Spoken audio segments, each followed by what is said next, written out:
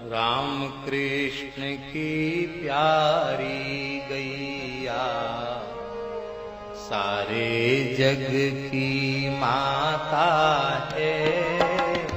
राम कृष्ण की प्यारी गैया सारे। समझे नहीं समझे? कोई न कोई एक स्तोत्र, ध्यान से सुनो, कोई ना कोई एक स्तोत्र भगवान का उसे नित्य पाठ करना चाहिए। उसका पाठ कभी नहीं छोड़ना, चाहे राम रक्षा स्तोत्र ही क्यों ना हो। छोटा है, सरल है, एक किसी स्तोत्र का नित्य पाठ करो, नियम से पाठ करो, कभी मत छोड़ो उसको। जीवन पर्यंत करते रहोगे तो कभी गजेंद्र जैसी परिस्थिति किसी जन्म में आ जाएगी तो उस समय पूर्व जन्म में याद किया हुआ स्तोत्र अपने आप उपस्थित हो जाएगा। बहुत सी चीजें होती हैं जो लगता है कि हमको तो याद ही थी पहले से, ऐसा होता है कई बार। वो क्या है? वो जन्मांतरीय संस्कार के कारण। श्री वृंदावन बिहारी लाल की।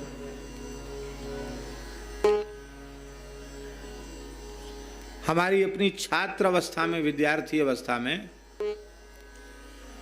कई बार हम महाराज जी को सुनाते थे, स्वप्न में कभी किसी पुराण का पारायण कर रहे हैं। अब स्वप्न में कोई पुस्तक थोड़ी पढ़ता है, और बड़ी तीव्र गति से अर्थानुसंधान पूर्वक पाठ करते चले जा रहे हैं। महाराज जी से कहते, महाराज जी अग्नि पुराण में ये पाठ में आया, आज अमुक पुराण में ये पाठ में आया, आश्चर्य ही कैसे होता है। तो महाराज जी हंसकर कहते, पूर्व जन्म में पुराणों का मूल पारायण खूब किया होगा, इसीलिए वो स्वप्न आदि में उपस्थित हो जाते हैं, क्योंकि पूर्व जन्म के संस्कार ही स्वप्न आदि में आते हैं।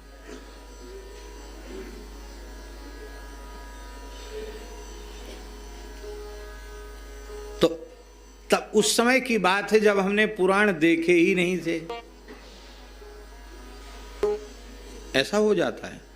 तो ये निश्चित अंतःकरण के ऊपर किस जन्म के क्या संस्कार पड़े हैं, इसको भगवान के अतिरिक्त कोई नहीं जान सकता। इसीलिए मान लो हमारे अंतःकरण पर कोई बढ़िया संस्कार नहीं पड़े हैं, तो इस जन्म में हम स्वतंत्र हैं, अपने अंतःकरण को संस्कारित करने में स्वतंत्र हैं। इस जन्म में हम अपने अंतःकरण को इतना संस्कारित कर दें कि कथनचित दूसरा जन्म हो तो उस जन्म में फिर से साधन में श्रम न करना पड़े, वो सारे संस्कार वहाँ हमें हमारे सामने उपस्थित हो जाएं। ये इससे प्रेरणा लेनी चाहिए। पूर्व जन्म का कंठस्थ किया हुआ स्तोत्र उपस्थित हो गया, और इसी स्तोत्र का नाम है गजेंद्र मोक्ष। ये इतना पवित्र स्तोत्र है कि इस स्तोत्र का नित्य जो श्रद्धा पूर्वक पाठ करता है उसको मृत्यु के क्षण में भगवान की अवश्य स्मृति हो जाती है।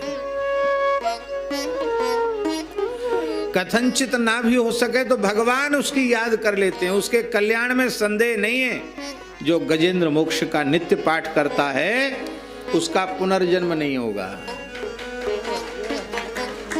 उसको अंत में भगवान की याद जरूर आ जाएगी, भगवान उपस्थित हो जाएंगे अंतिम क्षण में। एक छोटा सा स्तोत्र है, नित्य पाठ किया जा सकता है। हमको भी इच्छा होती है कि हम रोज पाठ करें, पर हम नहीं कर पाते हैं। पर है बड़ा सुंदर स्तोत्र, ये हमारा अपना प्रमाद है, इसलिए हम बहुत जोर से नहीं कह सकते, लेकिन जरूर गजेंद्र मोक्ष का नित्य पाठ करना चाहिए।